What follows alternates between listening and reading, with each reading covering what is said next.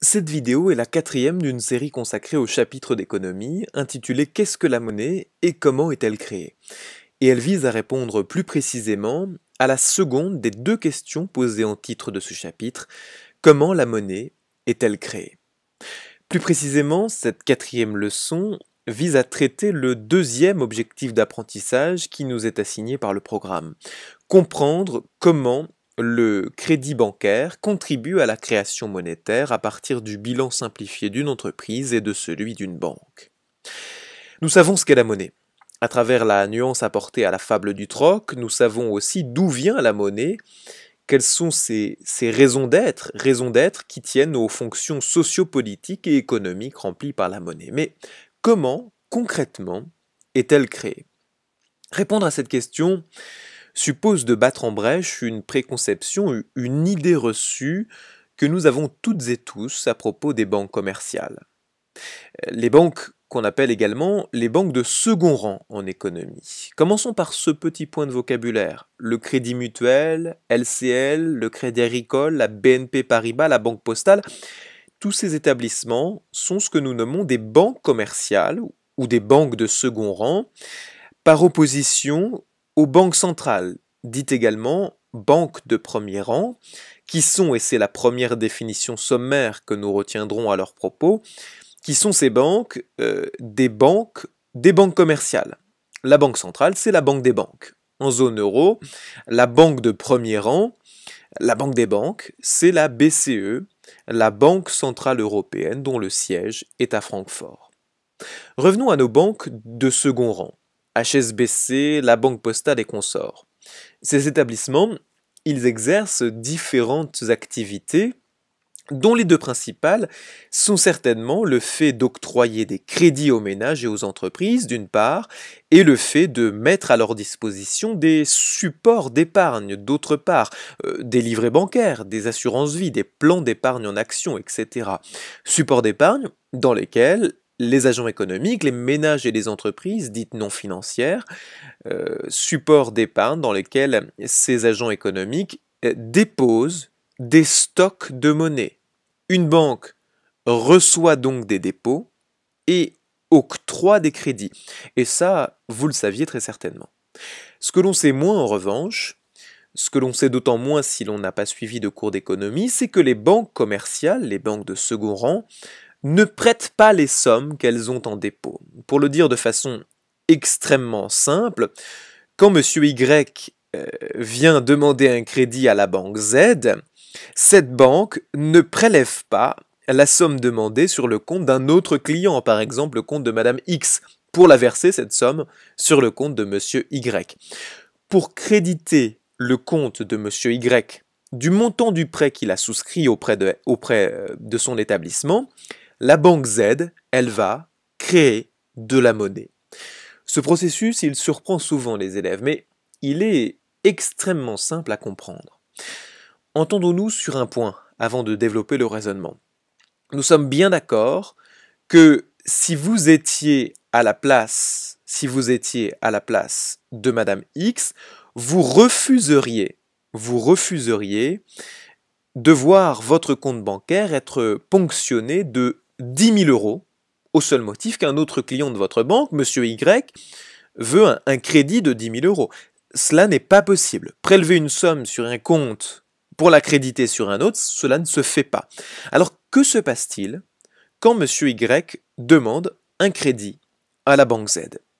Pour représenter cette opération très simple, le programme nous invite à utiliser des bilans simplifiés. Les bilans simplifiés d'une banque, la banque Z en l'occurrence, et le bilan simplifié d'une entreprise, l'entreprise unipersonnelle de Monsieur Y en l'occurrence.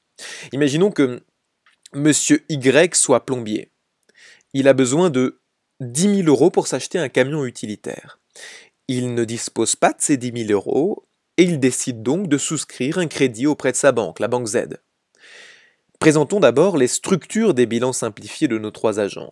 L'entreprise Y de Monsieur Y, le bilan de la banque Z et le bilan de Madame X, qui n'a rien demandé et qui se trouve embarquée dans cette affaire bien malgré elle.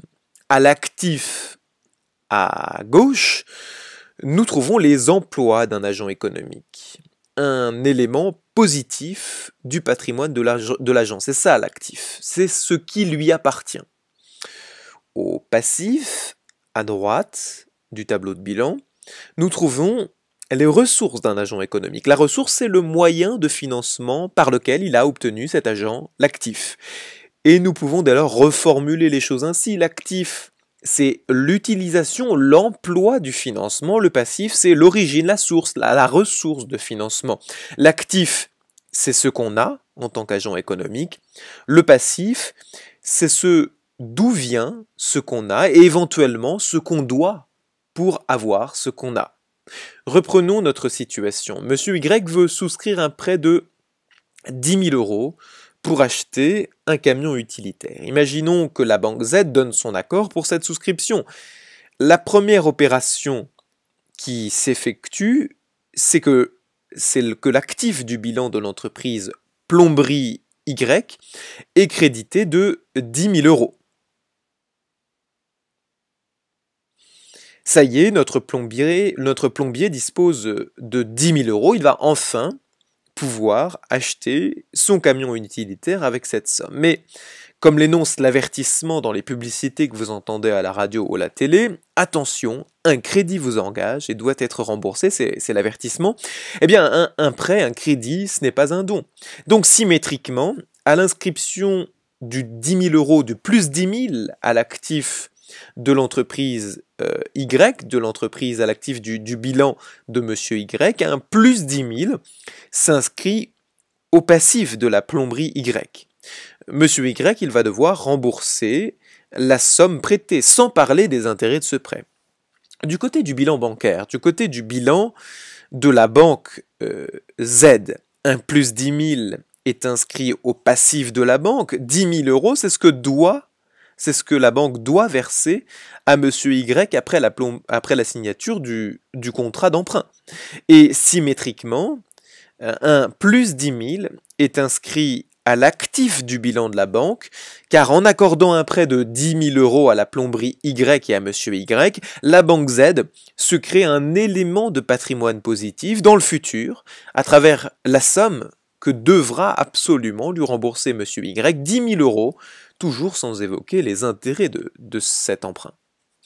Cette retranscription du processus de crédit, opération par opération, elle nous permet de constater une chose. Quand une banque accorde prête une somme, quand une banque commerciale, une banque de second rang prête une somme, quand elle crée un emprunt, elle va générer un stock de monnaie correspondant à cette somme. Elle va créer de la monnaie.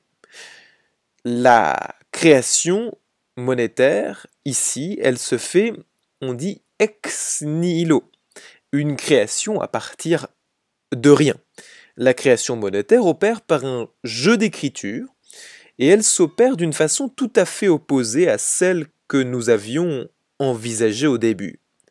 Celui ou celle qui n'a jamais étudié l'économie pense que les banques ne prêtent que ce dont elles disposent en réserve. On croit spontanément que les dépôts font les crédits. À l'inverse, celle ou celui qui a suivi un enseignement d'économie en première sait désormais que les banques ne puisent pas dans les dépôts qui sont effectués chez elles pour prêter. En accordant un crédit, les banques de second rang créent de la monnaie. Et cette monnaie est créée, elle figure à l'actif du bilan des agents économiques emprunteurs sur leur compte bancaire du côté des dépôts. Et c'est pourquoi, et il s'agit d'une phrase qui résume très efficacement ce que nous venons de voir, et c'est pourquoi les économistes disent, à l'inverse du sens commun, que les crédits font les dépôts. À ce stade du cours, les élèves posent généralement deux questions. Les banques commerciales peuvent-elles créer autant de monnaie qu'elles le souhaitent? Autrement dit, la création monétaire est-elle illimitée? Deuxième question, les banques commerciales accordent-elles beaucoup plus de crédits qu'elles n'ont de dépôts? Autrement dit, quel est le ratio crédit accordé, dépôt effectué? Nous répondrons à la première question au cours des 2 prochaines leçons, mais je peux d'ores et déjà répondre à la seconde. Et cette réponse, elle est importante pour contrer certaines fausses représentations plus ou moins ancrées à propos de la création monétaire par crédit bancaire. Une fois qu'on a expliqué que les crédits font les dépôts, et non l'inverse, les élèves pensent souvent que les banques prêtent à l'infini, qu'elles octroient un volume de crédit 10, 20, 100 fois, 1000 fois supérieur aux dépôts qu'elles ont en réserve. Tout cela est très erroné. La Banque de France a étudié le bilan des 5 plus grands groupes bancaires de France. Le groupe Crédit Agricole, le groupe Banque Populaire Caisse d'Épargne, le groupe Crédit Mutuel, la Société Générale et la BNP Paribas. Eh bien, fin 2017, ces 5 grands groupes avaient accordé pour 3 368 milliards d'euros de prêts, de crédits, alors que ces 3 groupes enregistraient 2 876 milliards d'euros de dépôts. Le Loan to Deposit Ratio, le LDR, le ratio des dépôts par rapport au crédit, des 5 plus grands groupes français, des 5 plus grands groupes bancaires français, était donc d'environ, faites le calcul, d'environ 117% en 2017. Ce qu'on peut interpréter très aisément, pour 100 euros qu'elles avaient en dépôt, les 5 plus gros groupes bancaires de France avaient prêté en 2017 117 euros. Mais attention, le fait de constater cela, le fait de constater que le volume de crédit est tout juste supérieur au volume des dépôts, tout cela ne doit pas vous induire en erreur. Il ne faut pas que vous rétablissiez ce lien erroné, un lien que nous avons déconstruit, un lien qui voudrait que les dépôts permettent les crédits. C'est l'inverse. Et retenez bien cela, ce sont les crédits qui font les dépôts. Nous sommes parvenus au terme de notre leçon, et je dresse donc une rapide liste des acquis. Au terme de cette leçon, vous devez être capable de comprendre et savoir expliquer à l'aide de bilans simplifiés d'une banque et d'une entreprise que le crédit bancaire est l'une des façons de créer de la monnaie. Vous devez également comprendre et savoir réexpliquer que ce sont les crédits qui font les dépôts et non l'inverse.